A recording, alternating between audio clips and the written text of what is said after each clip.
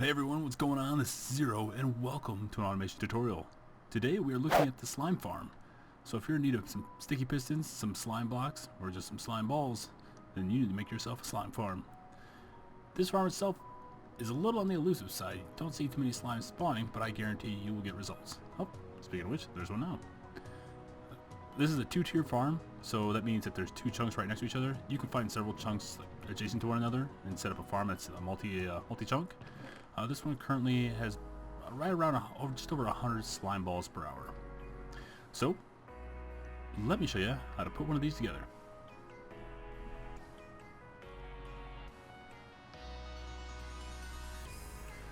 This is a tier 1 slime farm. This can be expanded pretty simplistically, but this is just to simply demonstrate what the first level looks like, and we will explain how to go and add on from here. The spawn results will be very minimal, however there will be results. The bedrock here is to help demonstrate that this needs to be built at the lowest tier, so that we can in fact expand upon it. This will also help us understand that the spawning area will be 100% reduced because nothing can spawn beneath this farm. This area here is supposed to be completely filled, however it's just for illustration purposes. So let's go ahead and get started. The first thing we need to do is find ourselves a slime chunk.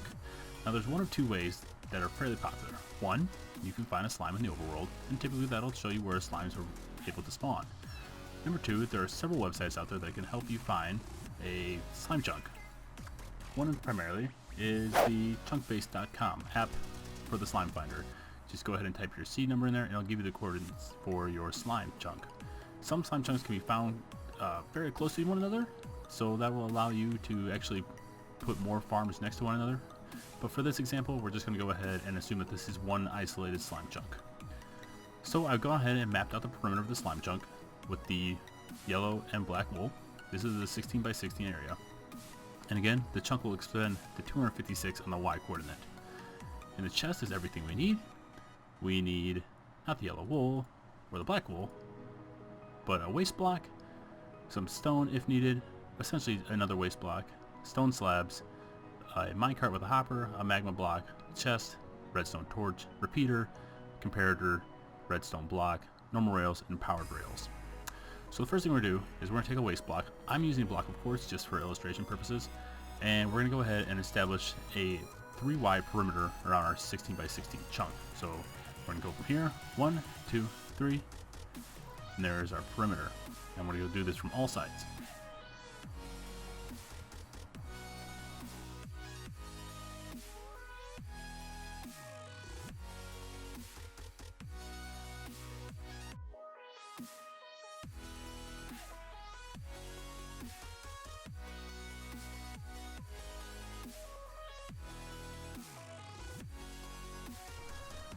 And it is very important that we build this central area up 3 blocks.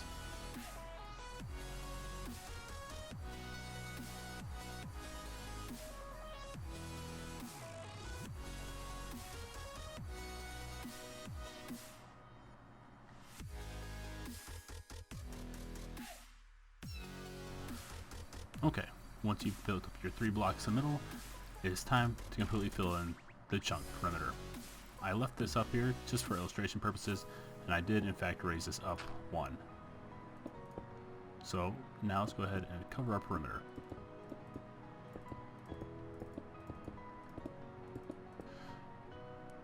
Okay, with our perimeter covered, it's time to start doing some spawning platform action. First, let's put some glowstone on each corner.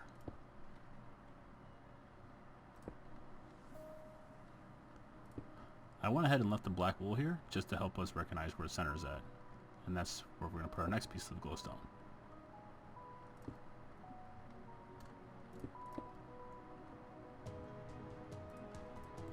The reason we use glowstone is because it's an easy block to use as a light source, and it still allows mobs to spawn on it. Some theories argue that mobs cannot spawn in areas where there are torches, so that eliminates one spawning block for us. Alright, so after this, in the efforts to reserve resources, go ahead and use stone slabs to place on the top tier of your glowstone to form the first initial spawning platform. Go all the way around first, establishing the perimeter.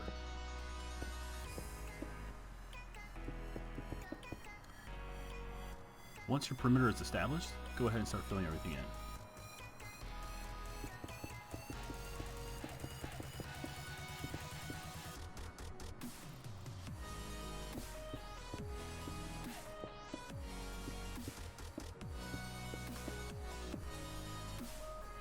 Once you're complete, find the center of your spawning platform. Ours is right here. And we're going to go ahead and knock that area out. And we're actually going to need to add a couple more pieces of glowstone here. There we go. Go ahead and knock these 4 blocks out and place some glowstone here. Now, this confirms that there's enough light source for the entire block, and if you're not sure, you can go to F3 and check out your light source. It's the 6th line down from your XYZ coordinates. And as long as it's 8 or above, you won't have any mobs spawn there other than the slimes. Okay, so the next step is adding rails. We will need our redstone block, our power rail, our rail, and we're going to need a hopper. We'll also need a chest. So go ahead and place your chest right here, just outside of this perimeter. Then place 4 hoppers. Next, place a power rail here and here. Now, let's begin placing rails. We're going to go all the way on the outside of the inner perimeter.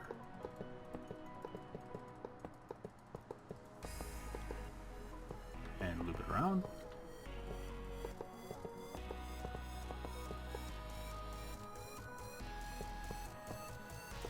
And back around again.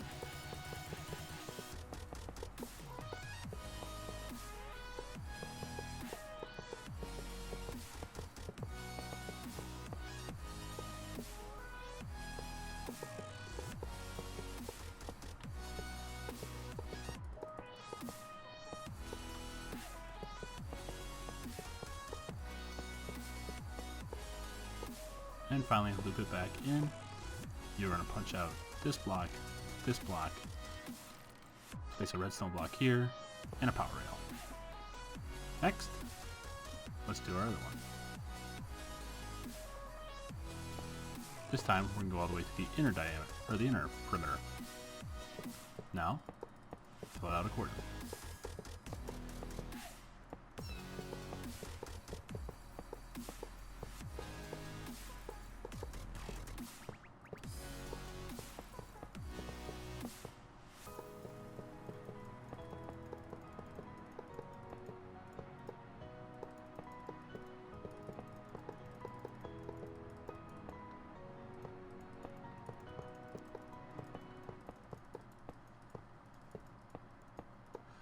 Once you get to the end, go ahead and place yourself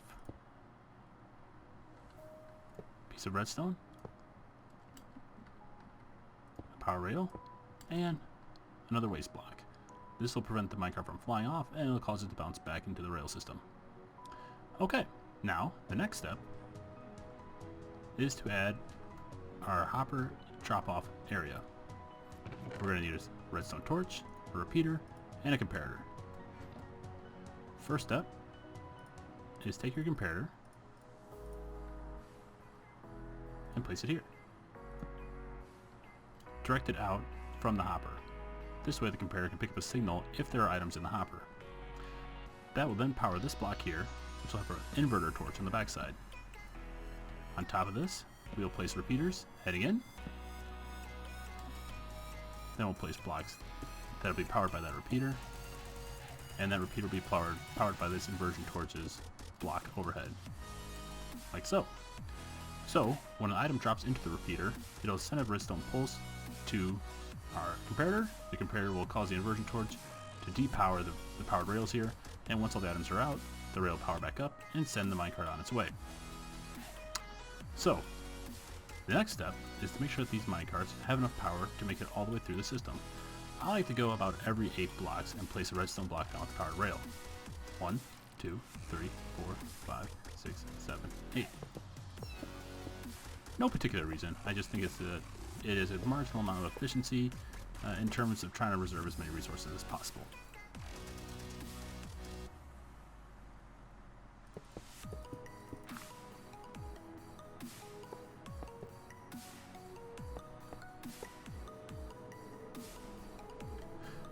Alright, now that we have our rail system established, let's go ahead and finish out the killing method. The killing method is really simple. simply just going to take some magma blocks, place them on top of our rails, and fill it in to our 3 wide perimeter. Go ahead and fill this all the way in, all the way around, 3 wide from the center.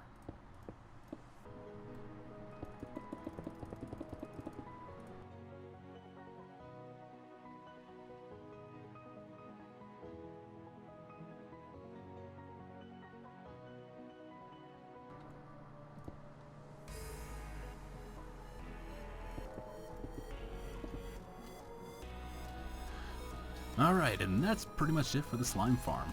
A couple things to make note of. One is that this is, again, assumed to be at the lowest level of your overworld. That way you can make these platforms infinitely as high as you want, up to 256 blocks. Second, it is assumed that you'll have an established perimeter. If you don't, slimes will simply jump off this. I'm only using this as a illustration purposes.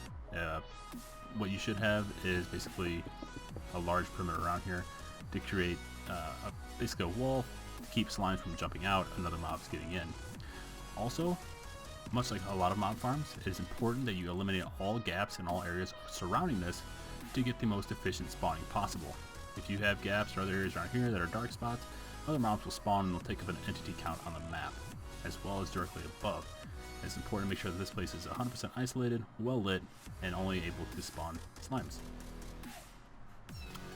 And the final note, when you want to add on to this platform, go ahead and build up 4 blocks, and then place your stone slabs. And then just copy the base platform accordingly with glowstone and stone slabs, and then build up and up and up, upwards to 256 blocks. Alright, and the final step, go ahead and throw your minecarts on. 2 will do, don't put any more, it'll cause some errors in the system, cause them to crash, won't be good. Alright, and that does it for the slime farm. Congratulations. Alright guys, I hope you guys enjoyed today's episode. This has been a very fun tutorial to do, and these slime farms are super helpful, especially if you're trying to go into a lot of block manipulation, mob farms, and redstone mechanisms. If you guys enjoyed the episode, I encourage you to please subscribe. You will find that I will be uploading many more tutorials, and if you really liked what you watched today, make sure that you press that little bell and the subscribe button. You'll get a notification every time I upload something. Thank you guys for watching. I'll see you next time. Bye bye.